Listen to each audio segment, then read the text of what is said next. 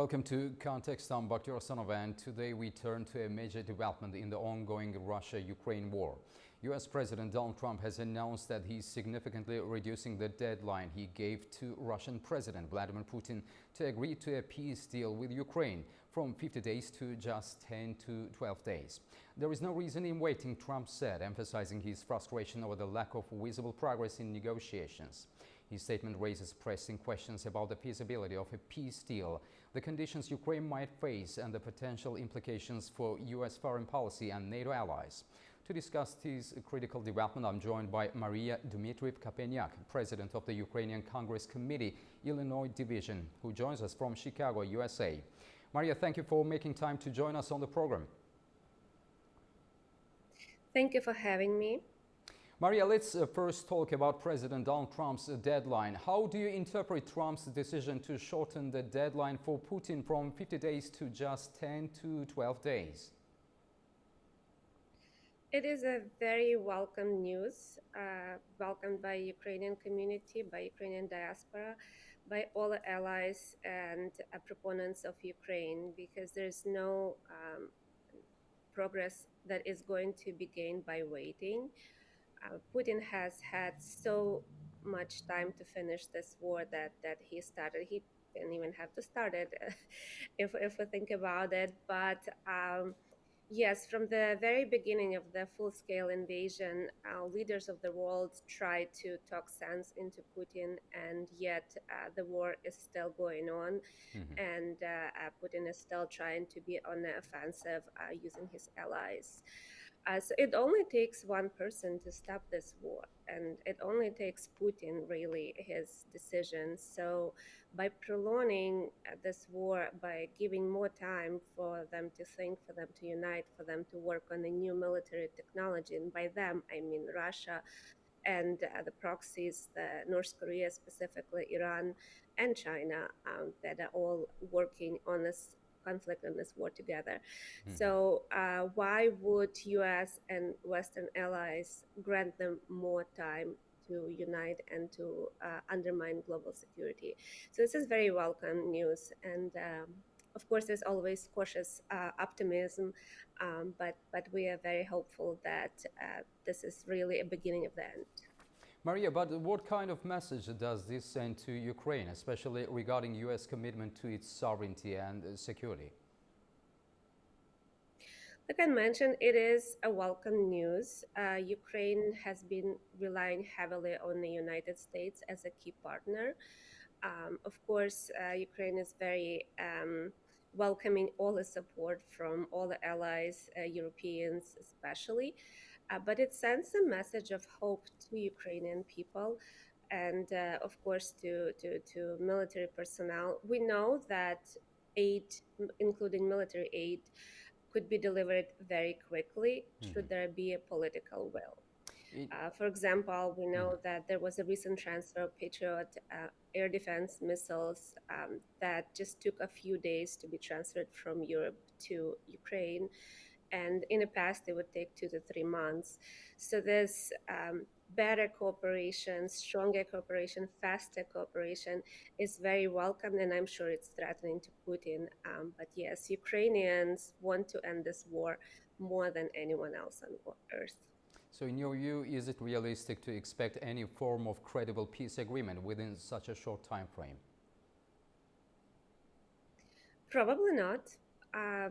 Probably not a ultimate peace and ultimate ceasefire. But this could be, I mean, ceasefire could be and should be the first stop. And again, senseless killing that happens every day, not just at the front lines, but also in all the cities in Ukraine, that got to stop. And I'm very happy that President Trump finally came to the conclusion that really nothing is changing day to day. So he has to act from the position of strength that he is at, because United States is still at one of the it is the strongest country that could interfere and end this war. So I'm very happy that President Trump is taking this position of strength, but it will take economic sanctions to weaken Russia so it's not back on its feet and attacking Ukraine or other countries. It will take a long-term cooperation and strengthening NATO alliance. So again, why we had peace for so long since the World War II, because NATO was strong, and as we see, there's a change of heart between President Trump and NATO partners, which again is also very welcome because that is something that could deter future aggressions. So it will take a lot more to end this war and to end it in a meaningful and justful way. Mhm. But we have to start somewhere. We have to start with ceasefire. But of course, yes, it's going to take a while to come to the end and just end. And again, punishing war crimes is also part of this final sort of end of war, where you make an example of the war criminals to the Mhm. whole world. So the world watches, and other dictators that are taking notes from this war could take their notes and then read the page from this book and maybe stop future aggressions in their regions. Maria, how do you think Vladimir Putin will react to this ultimatum? Does it put pressure on him or embolden him? I think it puts pressure on him, frankly, because Putin thrives on fear, as all are dictators. And when the other party is fearing what they are threatening with, that's when they act, that's when they embolden their actions, that's when they become more aggressive. So, from the beginning of the full scale war, and even before starting with annexation of Crimea, Putin was imposing all these red lines, like if you supply javelins, if you supply HIMARS, F-16s, we're Mhm. gonna do this and this and that. None of that has happened. Ukraine has shown over and over again that those red lines are just bluffs and manipulations, and there are so many examples to that, including offensive in Kursk, including Operation Spiderweb, where Ukraine taken down Russian nuclear planes in the Russian territory, in a deep Russian territory. So what Putin did, nothing other than more manipulative bluffs and rhetorics. So I think it really is a message that is putting more pressure, and hopefully not just on Putin, because again, as we can see more and more clear these days, that Putin alone is not able to sustain this war. Mhm. Maybe it's just from the economic point of view, maybe because his army is depleted. We know that Ukraine destroyed about 87% of the original attacking army that started the full scale war in 2022. But now we have North Korean soldiers, we have Yes. military strong cooperation between Russia and China and Iran, of course, and North Korea. So Putin is weaker than he was in the beginning of this war. He is, well, he's not able to support his allies, right? Like Assad regime has fallen because Russia was not able to support him anymore. Same thing with Iran. Russia is not offering much help there. So it's actually really good for the whole global peace security. Russia might be meddling less in the African countries' politics. So it's a pressure on not just Putin, but all his international proxies and allies. So, what leverage, if any, does the United States currently have to push Russia into serious peace talks? What do you think about this? Many United States has many cards sort of on the table. I mean, economic pressure is one of them. Mhm. There's a lot more sanctions that could be imposed, and in fact right now there is a bill in the United States Senate that is to be voted on hopefully very soon, that imposes tariffs, not just very tight sanctions on Russia, but also on a trading partners that trade with Russia. If, let's say, India keeps buying Russian oils, they're going to be taxed at the 500%. I believe so. That kind of isolates Russia economically, and we know back in the Soviet Union when that collapsed, that was one of the reasons, like economic instability and devaluation of the currency. So economic pressure is huge, and again, it should have been deployed from the very beginning of this full scale war.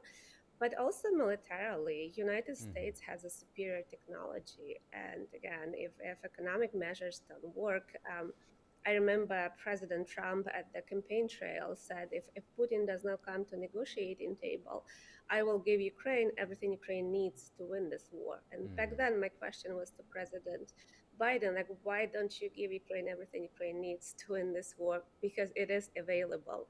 Yes. And again, as you can see, Ukraine is getting more and more creative with their own technology, with the military defense and offensive technology that the whole world could learn from. So yeah, so force was threats of military taking military targets. Again, as of now, Ukraine doesn't even have the air force to fight with, and again, U.S. can definitely provide more F-16s, including Hmm. newer weapons. So there's a lot of cards that could be put into play, and then hopefully lead to some kind of agreement, but long-lasting agreement, not just a temporarily few days ceasefire. Because, as we know, in the past, Putin violated all the agreements unless it's a long-lasting agreement. Maria, but how do European allies like Poland, Germany, and France view this kind of accelerated US timeline for peace?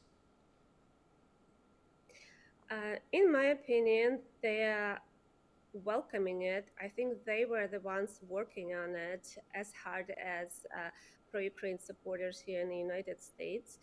We see many negotiations, including personal diplomacy, took place by visiting President Trump, by talking to him on the sidelines of various meetings, including, if you remember, meeting in Rome, was arranging a meeting with President Zelensky during Pope's funeral, including meeting with Secretary General of NATO, including meeting with unofficial meetings with the presidents, like President of Finland.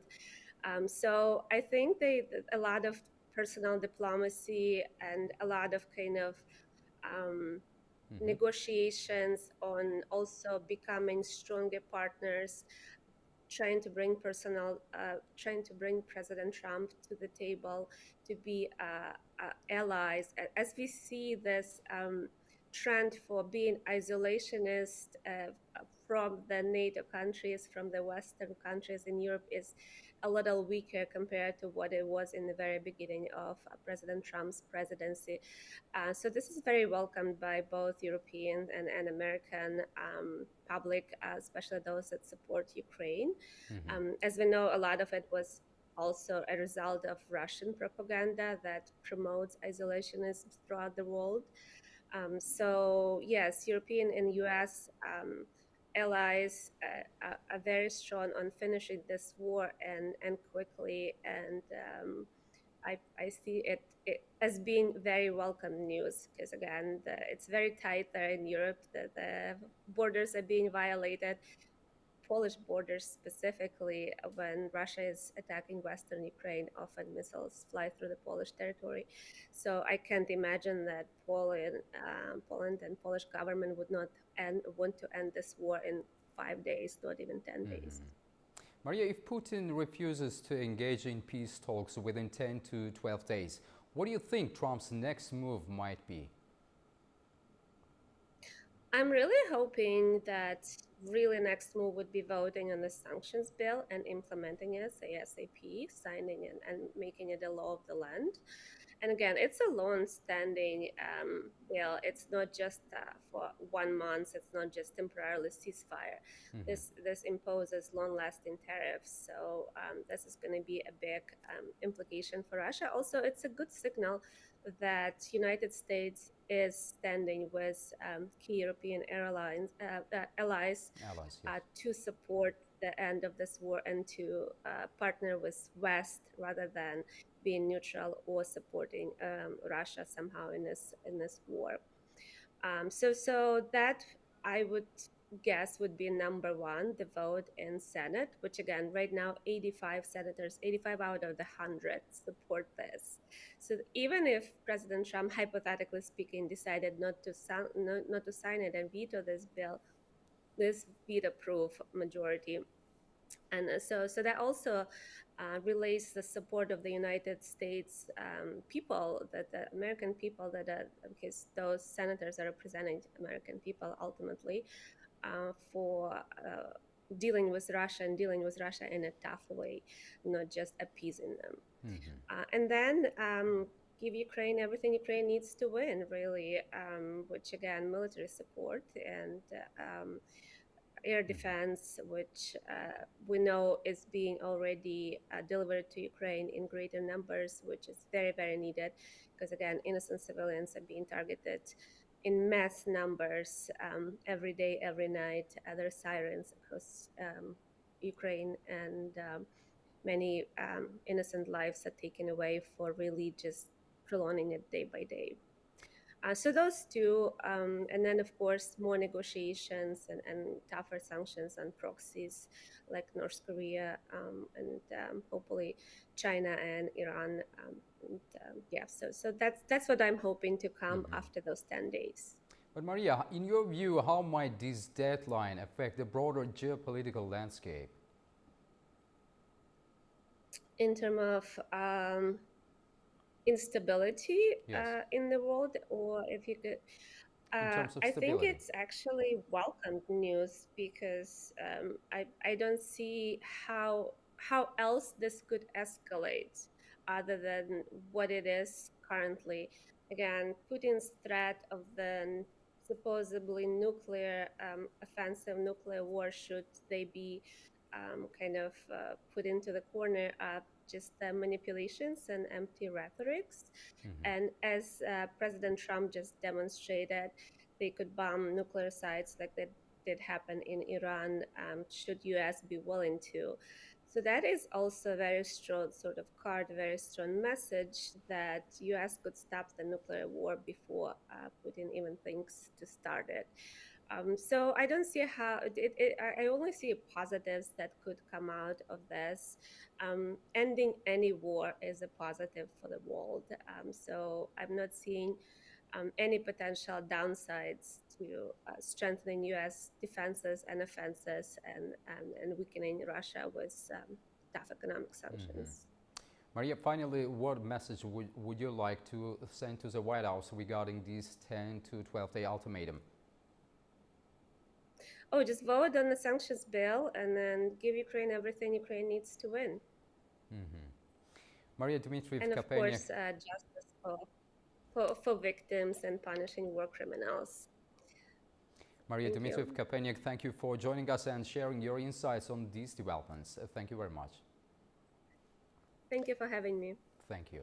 This has been Context. I'm Bakhtiar Sonova, and stay tuned with us for more in-depth discussions on the stories shaping our world.